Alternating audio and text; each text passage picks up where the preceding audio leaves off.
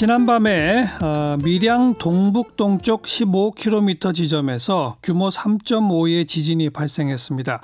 별다른 피해는 없었다고 합니다만 올해 들어서 이 경남 지역 발생한 지진이 네 번째, 내륙에서 더 큰 지진이 발생하는 거 아니냐 이렇게 불안해하는 분들 많아요. 연세대학교 지구시스템과학과의 홍태경 교수를 연결합니다. 교수님 안녕하세요. 네, 안녕하세요. 네, 규모 3.5면 내륙에서 발생한 것 치고는 큰 규모인가요? 네, 작은 편은 아닙니다. 이 규모 3 이상의 지진이 1년이면 한 10번 정도 우리나라에서 발생하고 있는데요. 네. 그렇기 때문에 3.5 정도면은 작지 않은 지진이라고 할 수 있습니다. 지난 10월에는 창녕에서 3.4 지진이 있었다면서요? 네, 그렇습니다. 규모 3.4 지진이 창녕에서 발생을 했는데요. 예. 이런 지진들이 지금 곳곳에서 발생을 하고 있는데 이 특징이 지난 2016년에 발생했던 경주 지진으로부터 특별한 방위각을 가지고 나타나는 특징이 있습니다. 예. 지난 경주 지진이 발생한 지역으로부터 밀양, 창녕, 진주를 연결하는 방향으로 경주 지진 이후로 응력이 증가했고요. 예. 그다음에 구미, 상주 방향으로도 역시 응력이 증가했고 포항 방향과 울산 방향으로도 응력이 증가했습니다. 예. 그래서 이 경주 지진 이후로 이들 지역 중심으로 지진이 이제 증가하는 현상들이 보이고 있는데요. 예. 그래서 이런 밀양이나 창녕 등은 바로 이 경주 지진에 의해서 응력이 전이된 지역에서 나타나는 특징을 보이고 있습니다. 네. 응력이라고 하는 게 뭐죠?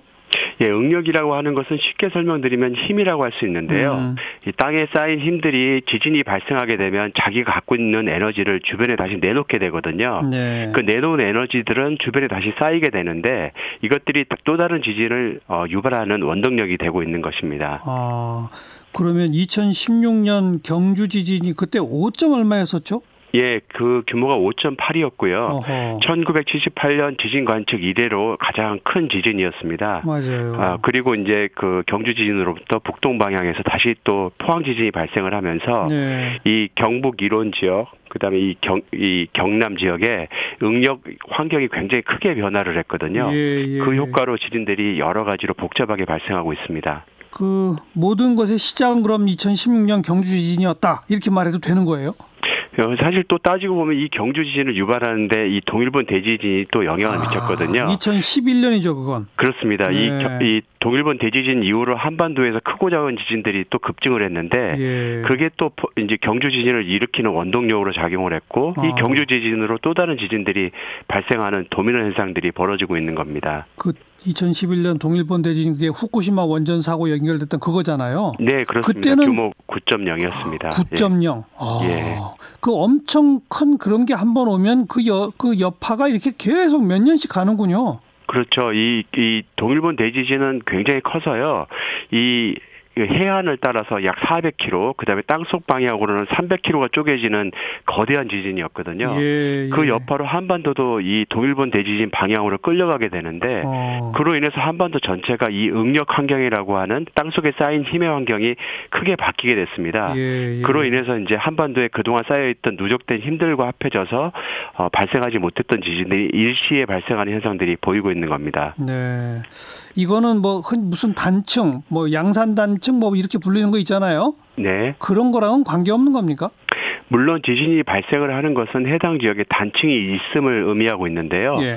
경주 지진 같은 경우에는 양산 단층을 가로지르는 단층에서 발생을 했는데 당시에는 이름이 명명되지 않았는데 이후에 이제 이름이 붙여지기도 했는데요. 예. 이번 밀양 지진 같은 경우에는 지진을 유발한 단층에 대해서 밀양 단층이다, 혹은 양산 단층의 지류다, 자인 단층이다, 얘기들이 있지만 확실하게 확인된 건 없습니다. 왜냐하면 지표에 드러난 단층은 아주 옛날에 오래전에 활동한 단층들만 드러나 있고 현재 활동하는 단층이라고 확인된 것들은 거의 없는 형편이거든요. 그래서 이번 지진도 마찬가지로 지하의 숨은 단층에 의해서 발생한 것으로 추정하고 있습니다. 네. 아니 제가 지금 방금 여쭤봤던 건 아까 2011년 동일본 대지진부터 쭉 설명해 주시는 걸 들어보니까 특정 단층만 그럼 조심하면 되는 게 아닌 거예요?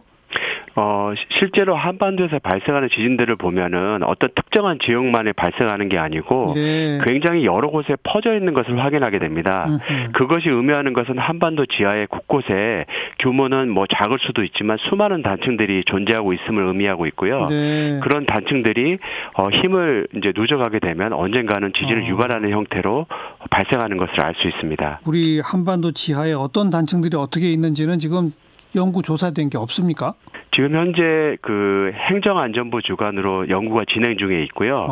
굉장히 오랜 기간 10여 년에 걸쳐서 한반도 곳곳에 지하 단층을 조사하는 사업이 경주 지진을 계기로 이제 시작이 됐거든요. 아직까지 많이 확인되지는 못했고 또 지하에 숨어 있다 보니까 지표 조사 위주로 하는 조사에 한계가 많은 형편입니다. 그래서 꽤나 많은 시간이 걸려서야 지하에 이제 숨은 단층들을 찾아낼 수 있을 거라고 생각이 됩니다. 그나마 시작한 것도 2016년 경주 이후에요. 그렇습니다. 예. 참.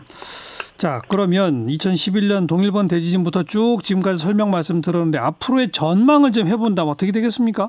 예, 지금 이 밀양 일대나 창녕, 그다음에 또 이 경북 상주 지역은 아까 그 경주 지진에 의해서 응력이 증가한 지역인데 굉장히 지진이 이제 급증하는 형상 등을 보이고 있거든요.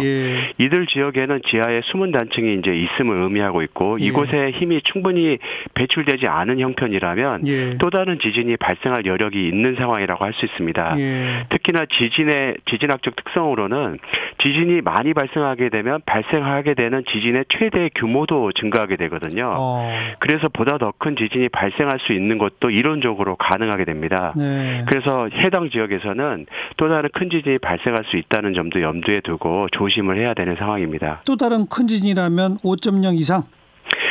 그것은 단언할 수가 없는데요. 왜냐하면 해당 지역의 단층의 크기에 대해서 우리가 정확하게 모르기 때문에 이 지진의 크기라는 것은 지진을 유발하는 단층의 크기와 굉장히 연동을 하게 되거든요.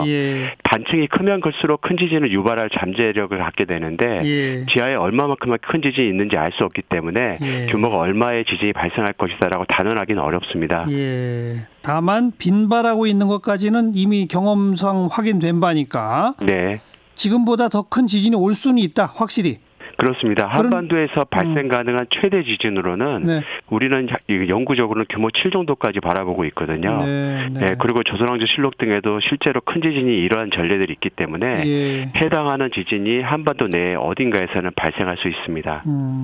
언제가 될지 규모가 얼마가 될지는 모르나 더 큰 지진이 오는 것만은 확실하다. 이거로군요. 그렇습니다. 알겠습니다. 그나저나 요새 그 백두산 영화도 개봉하고 그래서 궁금해서 여쭤보는데 백두산은 정말 지진 화산 폭발합니까? 그 백두산 분화는 1903년에 마지막 분화를 했었는데요. 그로부터 지금까지는 잠잠한 편입니다. 하지만 2002년도에 또다시 분화를 하는 것처럼 화산성 지진 등이 급증하는 일들이 보였거든요. 그래서 곧 분화하는 게 아닌가 했는데 또 한 2, 3년 후에 또 다시 잠잠해지고 안정기에 접어들고 있습니다. 화산을 분화하기까지는 마그마 방에서 마그마가 성장을 하고 계속 그 분화하기까지 성장과 안정기를 이렇게 교차해 가면서 자라게 되는데요.